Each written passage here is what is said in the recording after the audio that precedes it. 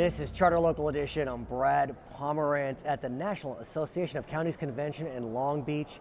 It's my pleasure to introduce you to, if you don't know her already, Geri Byrne. She is a supervisor in Modoc County. Where is Modoc County? Well, you go as far north and as far east as you can in the state. We border Oregon and we border Nevada.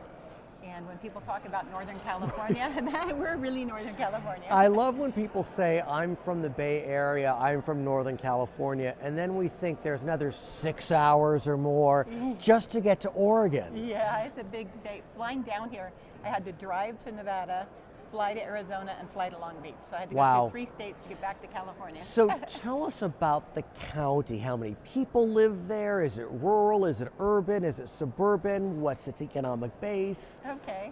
Modoc is a very rural county. We're the 3rd smallest population in the state. We have about 9,600 people. In the whole county? In the whole county. Wow. 4,200 square miles, so that's 2.5 people roughly per square mile. So I have a neighbor 2 miles away. Any cities in the county? There's one incorporated city, that's the county seat, Alturas, and there's about 1,200 people in the city of Alturas. So how far is Alturas from your home? Well, I drive 65 miles each way to get to Alturas. So this is a very large, sparsely populated, beautiful region of our state. It is, and I love the sparse population. Tell us about what the economic driver is for Modoc County. So Modoc County is mostly agriculture and government, basically, are the two things that are there. There used to be a timber industry, but back in the 90s when the timber industry went basically under from a lot of concerns, that went away. So I want to talk to you then about the drought, because obviously the last 4 years were very brutal for the entire state of California. In Central and Southern California, folks expected to be drenched by what's known as El Nino, and Northern California had been concerned that they wouldn't see any rain. Well, the exact opposite happened. Northern California saw all the rain, and Southern did not. So how did Modoc do? How is it doing with this year of rain? It's wonderful. It's wonderful. I like how you say that. The area I represent is a farming community that depends mostly on surface water, but has gone to groundwater with restrictions on surface water over the last few years. And this year was full allocations for the farmers. So the lakes were up, the snowpack was up. It was wonderful. What do you farm there? Basically alfalfa hay, Okay. grain, which barley, wheat, that kind of thing, and potatoes. Few onions, mint, and it's the horseradish capital of the world. Nice. I want to talk about groundwater. Okay. Because as you know, California had been the only state in the West that didn't have a statewide regulatory plan. Well, that's changed. Yes. We now have regulation of our groundwater. Now, pursuant to the Sustainable Groundwater Management Act, counties, cities have some time to go through the groundwater management plan. What's happening in Modoc? Well, it's a concern in Modoc. We have 2 medium priority basins in our county that fall under SGMA, Sustainable Groundwater Management Act.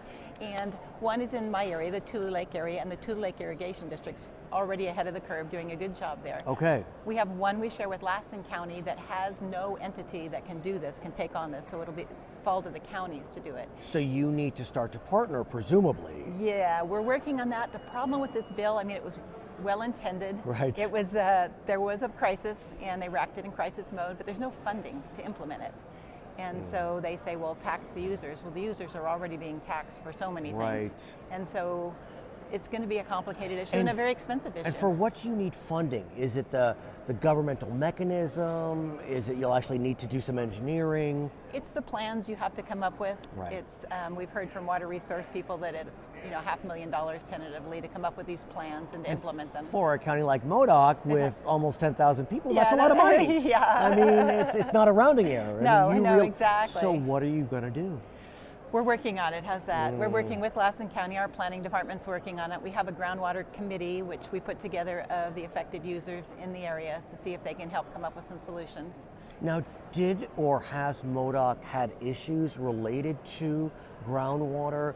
Are you in overdraft, for example? Any subsidence? Are those issues facing your community? No, we have not had those issues. Amen. Amen. They've been monitoring Right. wells and they're dropping a little bit, but nothing like you see in the rest of the state of California. So. I want to talk also about, you had mentioned this, the issue of public lands. Yes. Which it's interesting because in most portions of California, that's really not an issue. The question of the federal government and the power of the federal government, because most portions of California privately owned. Correct. But that's not the case in Modoc County. Explain the issue to us. Okay, so 71% of Modoc County is owned by federal government. The Right. Forest Service, the BLM, the Fish and Wildlife are the main ones there. So that's out of your tax base. Right. There's no economic activity anymore being generated on those lands. There's no tax base, and so it causes a concern because you still have to provide services to those areas. That presents a challenge. It does. Now, I know NACO is looking at some of those issues. It's known as the PILT, Yes. Payment in Lieu. Tell us about that. So the payment in lieu of taxes was enacted, I believe, in 1976, and it was to pay basically property tax on the land that the government owns in your counties. It's an annual appropriation, and so every year the Congress fights it out and it gets funded, but it's always a guess whether it's going to be funded or not. So you do get money from the feds just like anyone else who may be a property owner, or not so much? Well, not to that level. Right. Yeah. So then how do you manage that? Because do people live on those federal lands? I mean, do you need to provide fire, water, sanitation, etc.? Yeah, well, people don't live out there, but people recreate out there. So then how do you manage that? Because like you said, are the feds providing those services, or is Modoc County required to? Modoc County's providing most of those services. The feds do have some law enforcement activity, but any search and rescue falls on the county.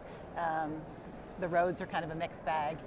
Just a lot of issues there's no, when the economy recovers, counties that are privately owned counties, the tax base helps bring them up. Right. In publicly owned counties, you don't have that. You have such a small percentage on your tax rolls that your economy improving doesn't help you that much at the county to provide services.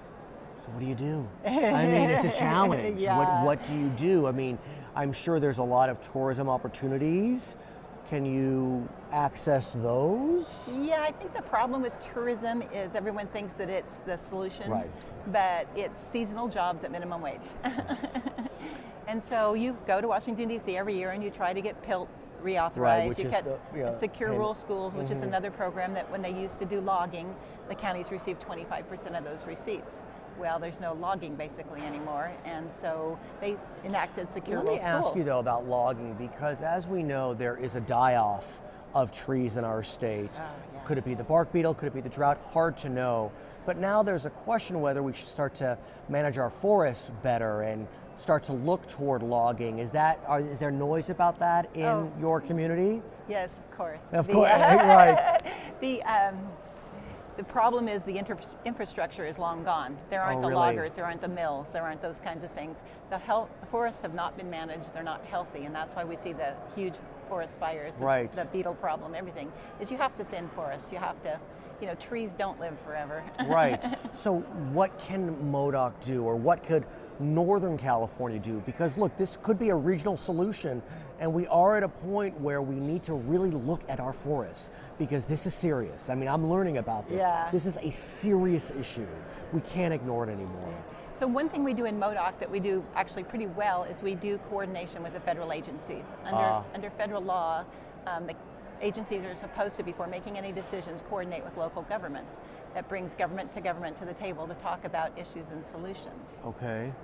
So like NEPA, a lot of the acts that the government, it says they're supposed to look at social and economic issues, but they never seem to when they're analyzing things, and so that's local government's job. Well, you'll help them figure that out. Exactly. Her name is Geri Byrne. She is a supervisor in beautiful Modoc County in the northeast portion of the state of California. My name is Brad Pomerance, coming to you from NACO, Charter Local Edition.